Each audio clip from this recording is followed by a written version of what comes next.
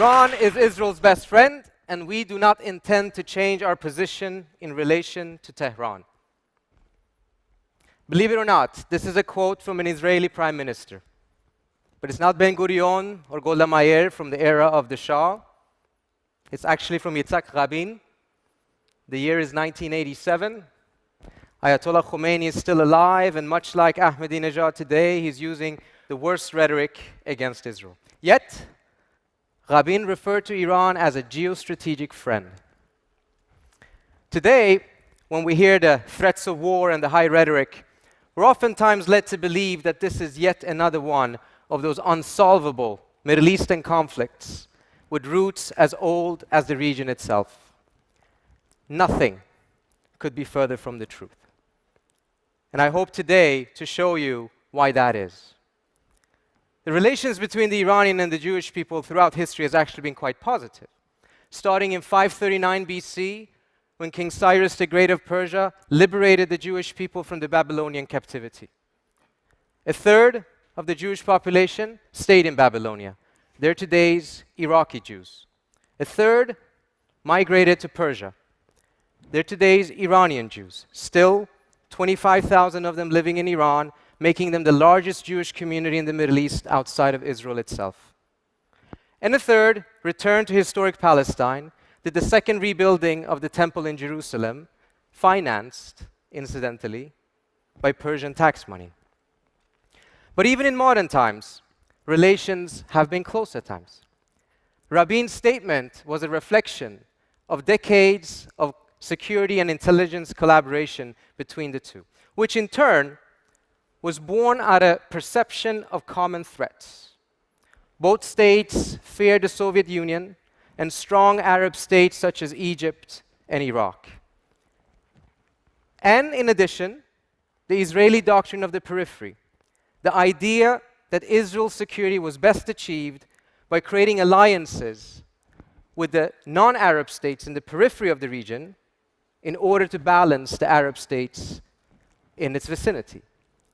Now, from the Shah's perspective, though, he wanted to keep this as secret as possible.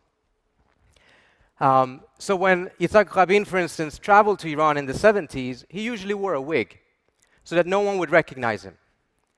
The Iranians built a special tarmac at the airport in Tehran, far away from the central terminal, so that no one would notice the large number of Israeli planes shuttling between Tel Aviv and Tehran. Now, did all of this end with the Islamic Revolution in 1979? In spite of the very clear anti-Israeli ideology of the new regime, the geopolitical logic for their collaboration lived on because they still had common threats.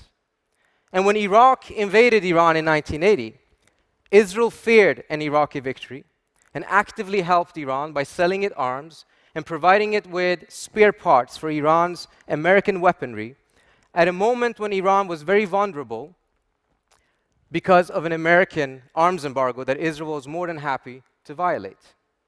In fact, back in the 1980s, it was Israel that lobbied Washington not to talk to Iran, to sell arms to Iran, and not pay attention to Iran's anti-Israeli ideology. And this, of course, climaxed in the Iran-Contra scandal of the 1980s. But with the end of the Cold War came also the end of the Israeli-Iranian Cold Peace. Suddenly, the two common threats that had pushed them closer together throughout decades more or less evaporated.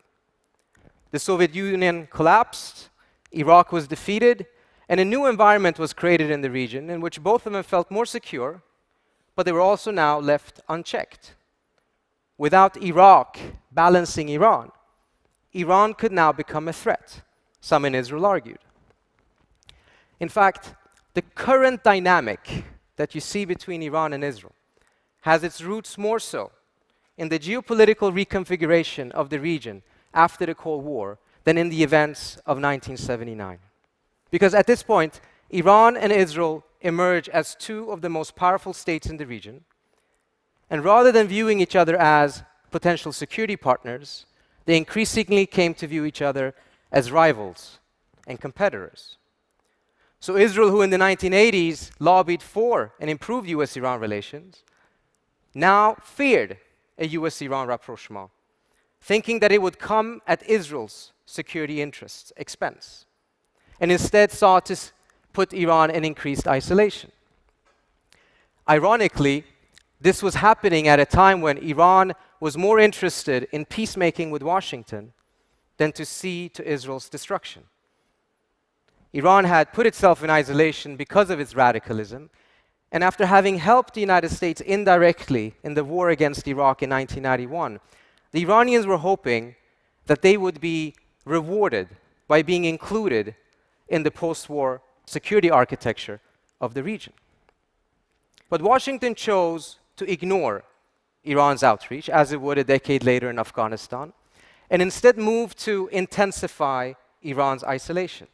And it is at this point, around 1993-94, that Iran begins to translate its anti-Israeli ideology into operational policy. The Iranians believed that whatever they did, even if they moderated their policies, the US would continue to seek Iran's isolation. And the only way Iran could compel Washington to change its position was by imposing a cost on the US if it didn't. The easiest target was the peace process. And now the Iranian ideological bark was to be accompanied by a non-conventional bite. And Iran began supporting extensively Palestinian Islamist groups that it previously had shunned.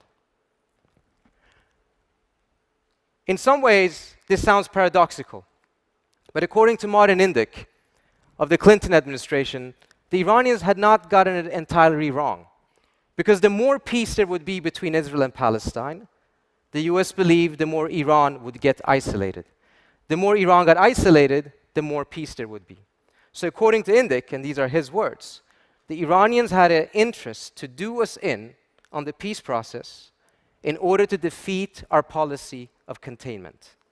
To defeat our policy of containment, not about ideology. But throughout even the worst times of their entanglement, all sides have reached out to each other.